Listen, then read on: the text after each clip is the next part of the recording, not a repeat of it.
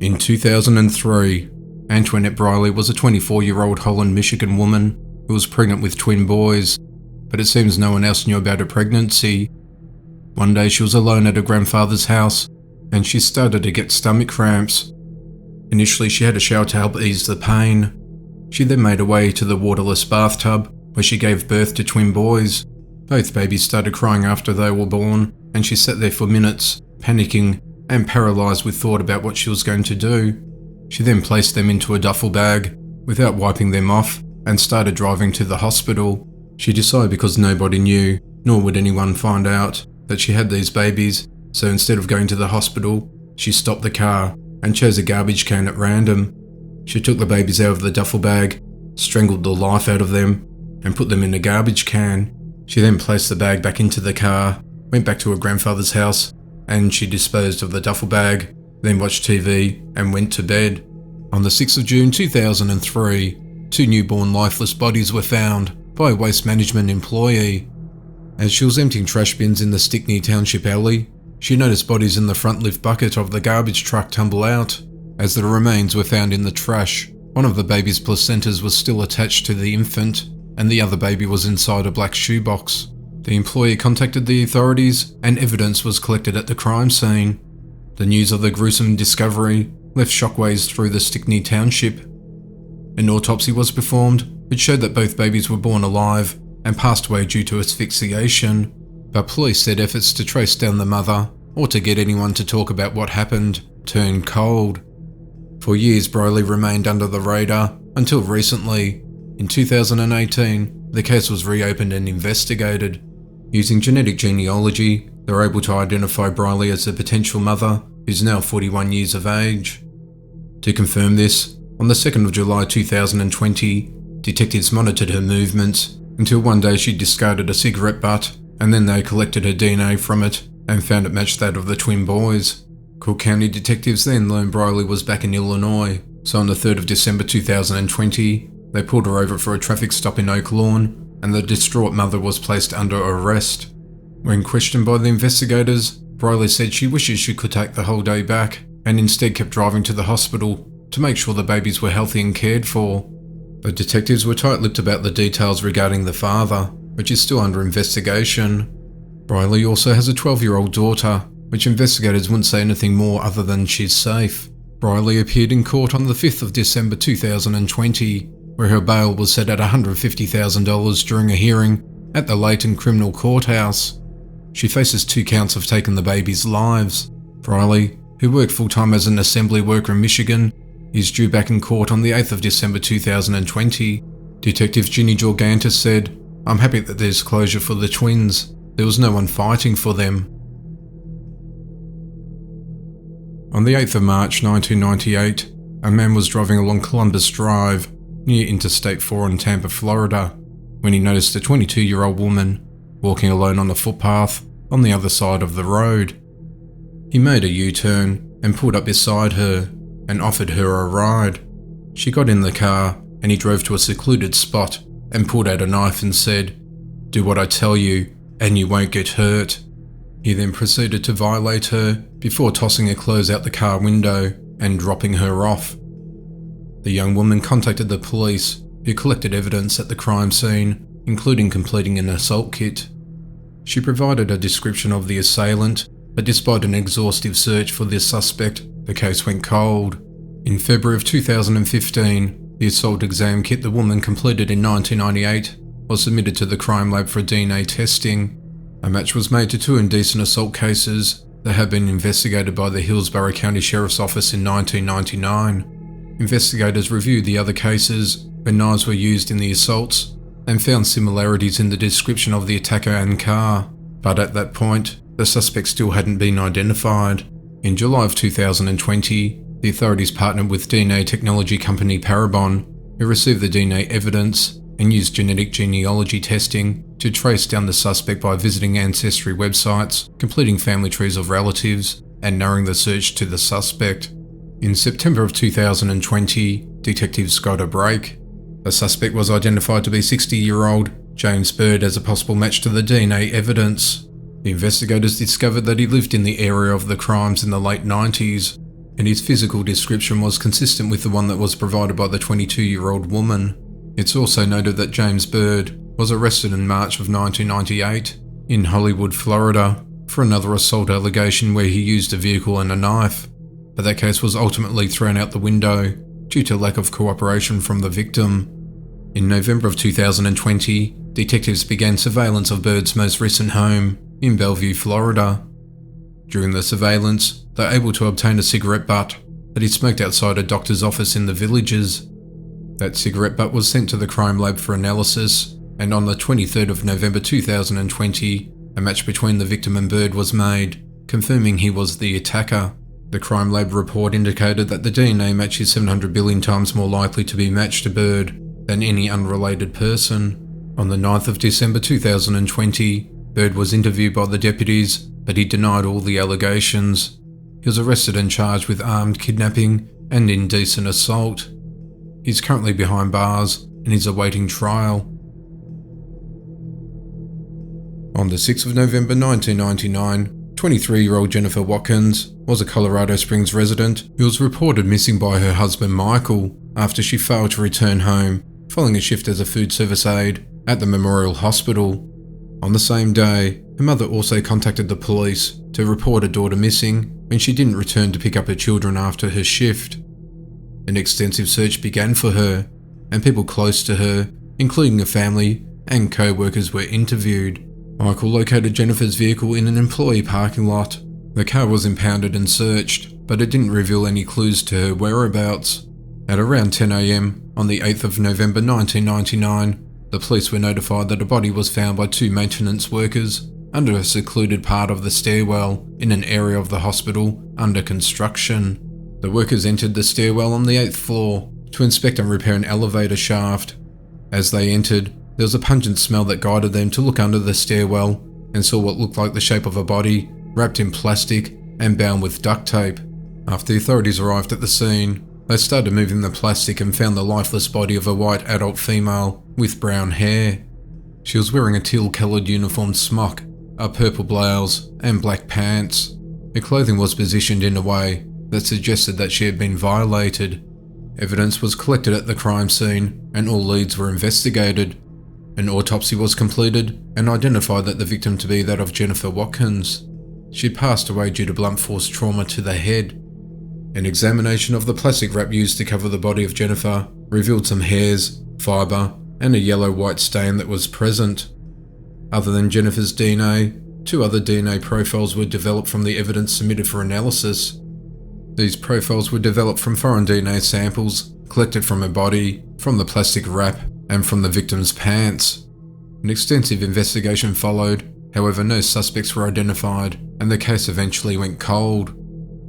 Between 2017 and 2018, cold case detectives partnered with the DNA technology company Parabon. They completed a DNA phenotyping process, and investigators were able to develop a composite image of the suspect that was created through a DNA found at the scene. The lab estimated that the suspect was about 25 years of age at the time and of Northern European descent, had blue or green eyes, with blonde or brown hair and a fair complexion. In March of 2019, a CODIS DNA hit was received on an unknown DNA profile that was developed from the evidence collected at the autopsy of Jennifer.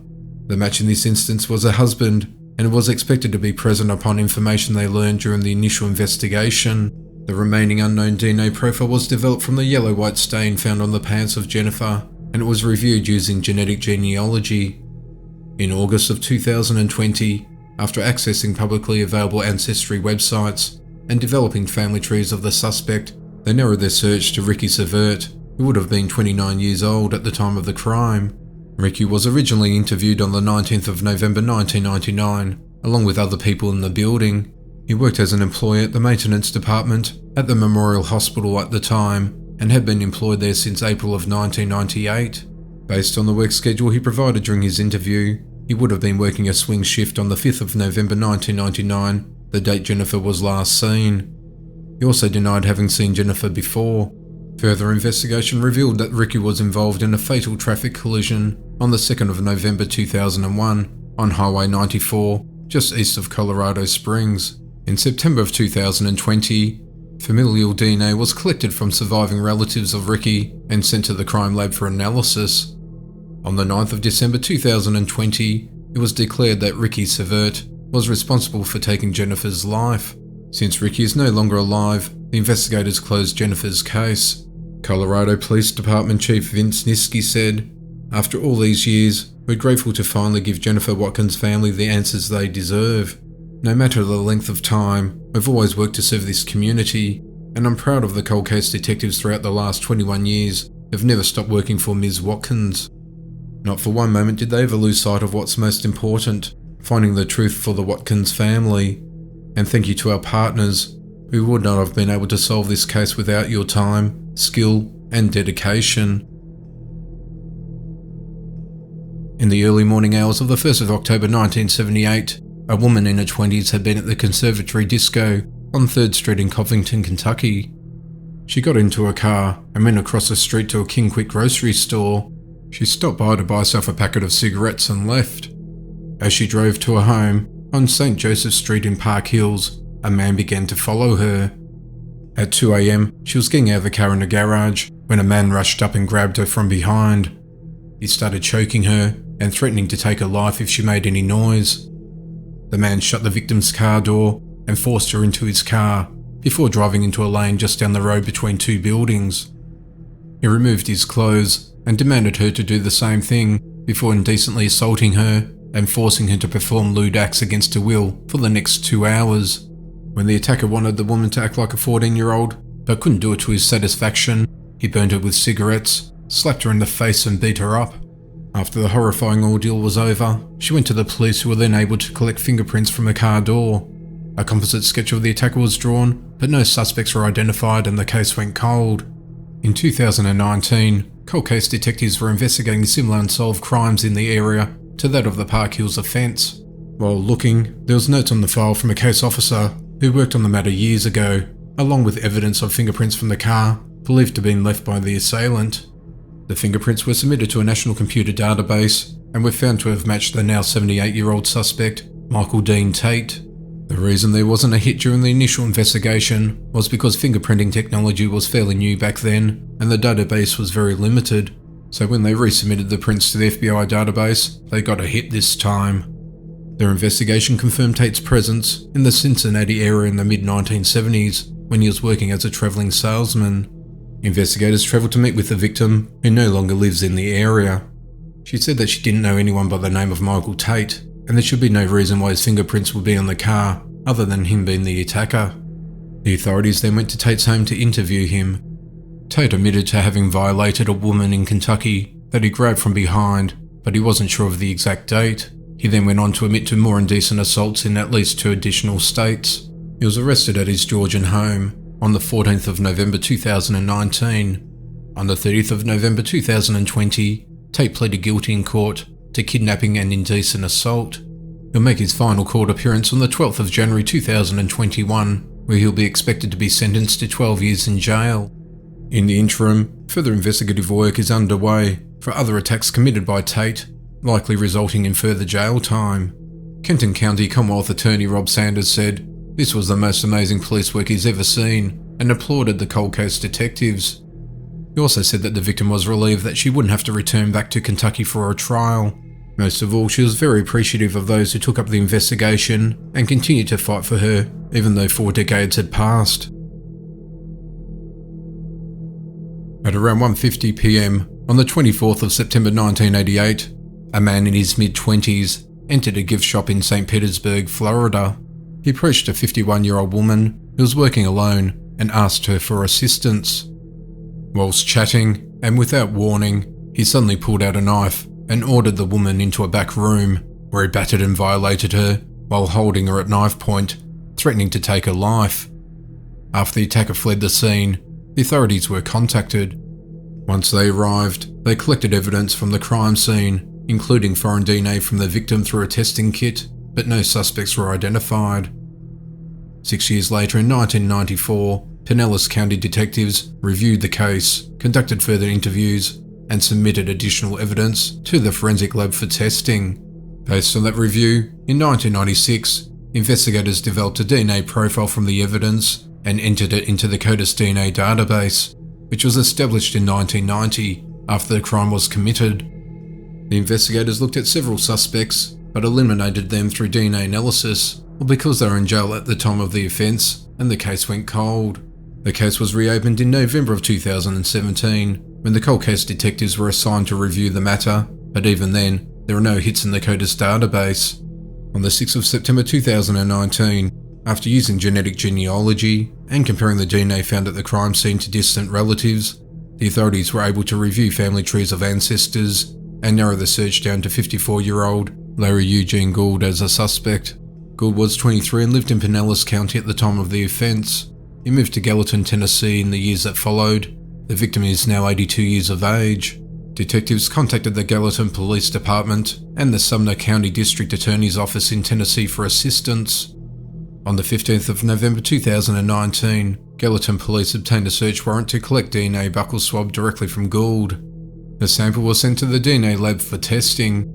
On the 7th of January 2020, Pinellas County Sheriff detectives were notified that the DNA sample collected from Gould matched the previously unidentified DNA collected from the victim in 1988. A few days later, on the 10th of January 2020, Gould was taken into custody by the Gallatin police and interviewed. According to the authorities, Gould did not dispute the DNA evidence, but denied ever violating anyone. He mentioned that he would have consensual relations with people in their open businesses within minutes of meeting them. Gould has been charged with indecent assault and is still awaiting trial to this day. Gloria Hassemer was a 41-year-old widow. She lived in Watsonville, California, and was a mother of 2 teenagers. On the 9th of June 1995, she was arrested by Watsonville police at 9:45 p.m. for drink driving, and her car was impounded. She was booked into the Santa Cruz County Jail and was released about 5 hours later. She was last seen alive around 4 a.m. when she walked along Water Street and Ocean Street in Santa Cruz. She was wearing a denim jacket, a blue and black shirt, jeans and white tennis shoes. She was 4 feet 11 inches tall, weighed 100 pounds, and had brown shoulder-length wavy hair. At 11 a.m, just hours after being released from prison earlier that morning, a farmer discovered a woman's lifeless body along the overgrown banks of the Pajara River near Highway 1 overcrossing. Her hands were bound together and she was bludgeoned over the head with a 35-pound rock. The police were alerted and collected evidence from the crime scene. The body was confirmed to be that of Gloria's. The Santa Cruz Sheriff's Office believed that as she had no car, she must have hitched a ride from Santa Cruz to the Watsonville area. Initial investigators suspected Gloria's 22-year-old Watsonville boyfriend, but a judge found there wasn't enough evidence to charge the man, and with few leads to go on, the case went cold. Recently, the case was reopened in the attempt to solve the 25-year-old case and bring justice to Gloria and her family. The Sheriff's Office began reaching out to the community for help through social media posts, hoping someone will come forward with new information. They said, "We're reaching out again to the community to determine if anyone may have seen or heard from her that day. While cases like this have not been solved, are often referred to as cold cases, this does not mean an investigation is over." Then on the 3rd of December 2020, a breakthrough in the case occurred when an arrest was made after forensic evidence linked 63-year-old Turlock resident John LaRoche to the crime scene. He was arrested at 10 a.m. on this day, near his home with the help of the Turlock police. He was taken into custody without incident. The investigators were tight-lipped about the evidence that was used that identified him as the suspect, since it's early in the stages of investigation. Deputies said LaRoche has connections to the Santa Clara County and the Central Valley, and there could be additional victims based on his criminal history. LaRoche is being held at the Santa Cruz County Jail without bail on charges of taking Gloria's life, battery with serious bodily injury, and violation of parole. It's not immediately known when LaRoche will appear in court on these charges. Santa Cruz County Sheriff Jim Hart said, "This case shook our community back in 1995, and our detectives have been committed to making an arrest since. We've seen the heartbreak it's brought to Gloria's loved ones, and we're proud to be taking this step towards justice." Gloria's children thank the Sheriff's Office for its hard work, dedication and compassion. In a statement, Gloria's family added, "There have been many detectives and others who've worked tirelessly and fought hard to help our family receive justice. Over the past 25 years, they've never given up. Some have even volunteered their time. We are thankful for their commitment to see that our mother's case was reopened and able to bring us closer to justice after the arrest.